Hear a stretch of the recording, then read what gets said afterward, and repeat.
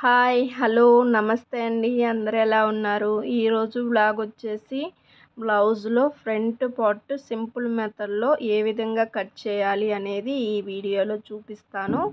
ముందుగా వచ్చేసి back part back hands రెండు కట్ చేసుకున్న తర్వాత మిగిలిన క్లాత్ని ఈ వీడియోలో చూపించిన విధంగా వేసుకోవాలి. అలా వేసుకున్న తర్వాత బ్యాక్ పార్ట్ తీసుకొని ఇలా క్రాస్గా పెట్టుకోవాలి. ఇప్పుడు క్రాస్గా పెట్టుకున్న తర్వాత కింద సైడ్ వచ్చేసి ఒక 2 ఇంచెస్కి ఈ విధంగా మడత అయితే వేసుకొని మనకి బ్యాక్ పార్ట్ చుట్టూ మార్కింగ్ అయితే వేసుకోవాలి.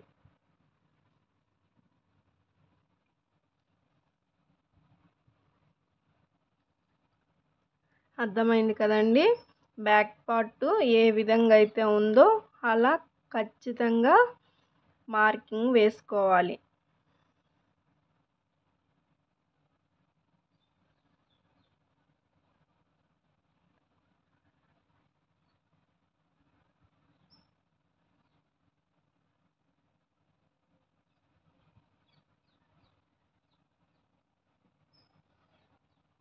ఇప్పుడు బ్యాక్ పార్ట్ ఏ విధంగా అయితే ఉందో అలా మార్కింగ్ వేసుకున్న తర్వాత ఇక్కడ వచ్చేసి చంక మనం బాక్స్ లాగా డ్రా చేసాం కదా, అక్కడ కింద మార్కింగ్ పడేలాగా గట్టిగా అలా ప్రెస్ చేస్తే కింద మార్కింగ్ అయితే పడుతుంది.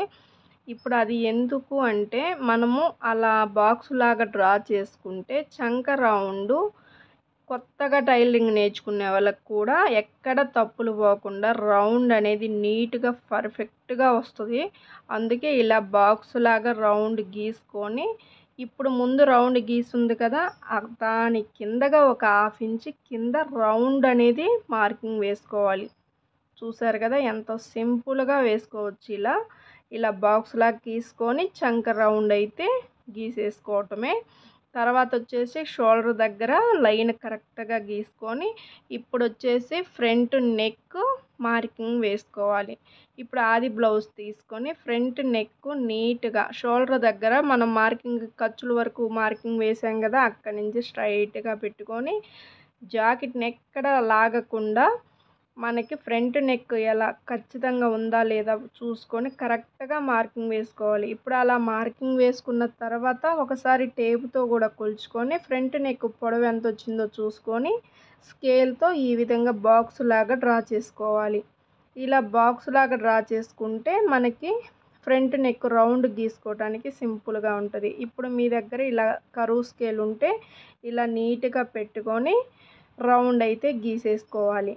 ఇప్పుడు మనం రౌండ్ గీసాం కదా, మనకి ఫ్రంట్ నెక్ కరెక్ట్గా వచ్చిందా లేదా అనేది మళ్ళీ చెక్ చేసుకోవాలి. ఇప్పుడు ఇక్కడ వచ్చేసి మనకి ఫ్రంట్ నెక్ కరెక్ట్గా వచ్చింది కదా, మనకి ఫ్రంట్ నెక్ కరెక్ట్గా వచ్చిన తర్వాత ఒక 1/2 ఇంచ్ పైకి మార్కింగ్ వేసుకోవాలి.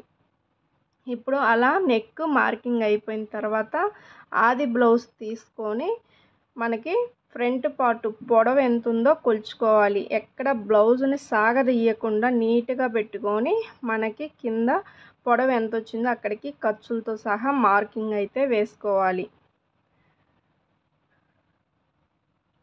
మనము ఫస్ట్ 2 ఇంచుల పైకి ఫోల్డింగ్ చేసి మార్కింగ్ వేసాం కదా, అక్కడి నుంచి పైకి 1.5 ఇంచుకి మార్కింగ్ వేసుకోవాలి.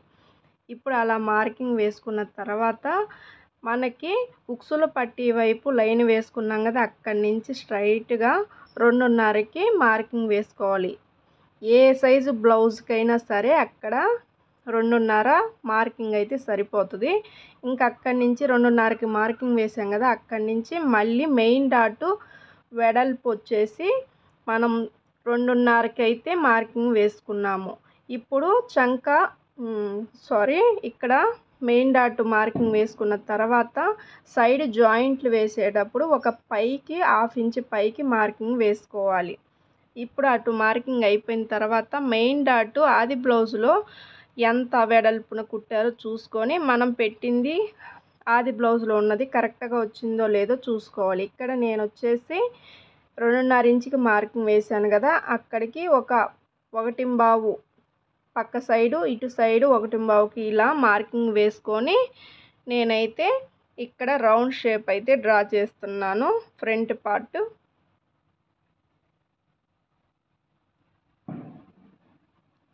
ఇప్పుడు మార్కింగ్ అయిపోయిన తర్వాత ఫ్రంట్ పార్ట్లో మెయిన్ డాట్ పొడవు వచ్చేసి 2.5కి మార్కింగ్ చేసుకోవాలి. ఇప్పుడు 2.5కి మార్కింగ్ వేసుకున్న తర్వాత ఇటు సైడ్ వచ్చేసి 1.25కి మార్కింగ్ వేసాం కదా, అక్కడ ఇలా లైన్ గీసుకోవాలి. ఇటు సైడ్ కూడా ఇలా లైన్ అయితే వేసుకోవాలి. ఇప్పుడు మెయిన్ డాట్ గీసుకున్నాం కదా, తర్వాత వచ్చేసి ఉక్సుల పట్టీ వైపు మనం మార్కింగ్ వేసుకున్న దాని దగ్గర నుంచి ఇలా స్ట్రైట్గా పెట్టుకొని దానికి సగానికి మడుచుకొని ఇలా ఒక పాయింట్ అయితే వేసుకొని అక్కడి నుంచి స్ట్రైట్గా ఒక 2.5 ఇంచులు ఉండేలాగా చూసుకొని ఒక మార్కింగ్ అయితే వేసుకోవాలి.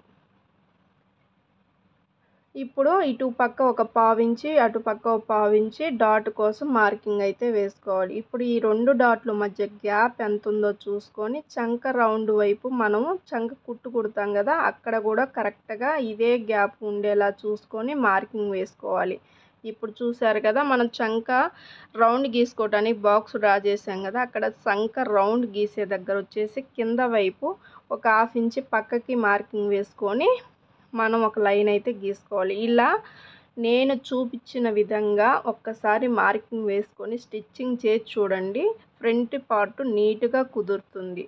ఇక్కడ వచ్చేసి మనకి ఫ్రంట్ పార్ట్లో వచ్చేసి ఉక్సులు పట్టి కాజాల పట్టి మధ్య గ్యాప్ వస్తుంది కదా, అలా గ్యాప్ రాకుండా ఉండాలంటే మనం ఉక్సులు పట్టి వైపు మార్కింగ్ వేసాం కదా, అక్కడి నుంచి మెయిన్ డాట్ గుర్తు వేసిన దగ్గరికి కొలుచుకొని అక్కడి నుంచి ఎంతవరకు వస్తుందో అక్కడి నుంచి ఆ డాట్కి కుట్టడానికి వదిలేసి పక్క సైడు అక్కడి నుంచి మార్కింగ్ వేసుకోవాలి. మనకి నడుం లూజు ప్రకారం ఎంతైతే వస్తుందో అక్కడికి మార్కింగ్ వేసుకొని ఎక్స్ట్రా ఖర్చుల కోసం 2 ఇంచులకి మార్కింగ్ వేసుకున్నాను. ఇప్పుడు మార్కింగ్ అయితే అయిపోయింది, కట్ చేసుకోవటమే. ఇక్కడ ఫ్రంట్ నెక్ కట్ చేసేటప్పుడు మనకి షోల్డర్ వైపు వచ్చేసి నెక్ షోల్డర్ వైపు ఉంది కదా, అక్కడ వచ్చేసి 1/2 ఇంచ్ క్రాస్గా కట్ చేసుకోవాలి. అది ఎందుకు అంటే మనకి ఫ్రంట్ భుజాలు జారకుండా నెక్ జారకుండా ఉండటం కోసం ఒక 1/2 ఇంచ్ అలా క్రాస్గా కట్ చేస్తే మనం స్టిచ్చింగ్ చేసినప్పుడు ఏమవుతుందంటే ఫ్రంట్ నెక్ టైట్గా పట్టేసినట్టు ఉంటుంది, అంటే భుజాలు జారే ఇబ్బందే ఉండదు. అందుకోసం ఒక 1/2 ఇంచ్ క్రాస్గా కట్ చేసుకోవాలి.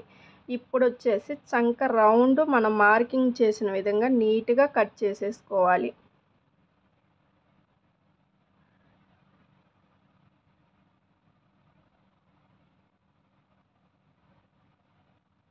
ఇప్పుడు నెక్ వైపు కింద ఉక్సులు పట్టి వైపు కింద కట్ చేసేటప్పుడు ఇలా క్రాస్గా 1/2 ఇంచ్ పక్కకి కట్ చేసుకోవాలి. ఇలా కట్ చేసుకొని ఇప్పుడు మెయిన్ డాట్ మనం ఏ విధంగా అయితే మార్కింగ్ వేసుకున్నామో అదే ప్రకారంగా కట్ చేసుకోవాలి.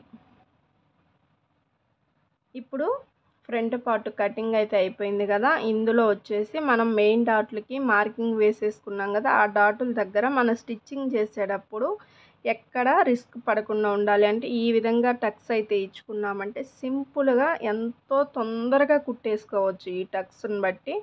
ఇప్పుడు ఫ్రంట్ డాట్కి టక్స్ ఇచ్చేసుకున్నాం కదా, ఇప్పుడు ఉక్సులు పట్టి వైపు కూడా టక్స్ ఇచ్చేసుకోండి. మళ్ళీ వచ్చేసి చంకలో డాట్ కోసం కూడా టక్స్ ఇచ్చుకోండి. ఇప్పుడు సైడ్ జాయింట్ల కోసం 2 ఇంచులుగా మార్కింగ్ వేసాం కదా, అక్కడ కూడా టక్స్ అనేది ఇచ్చుకోవాలి.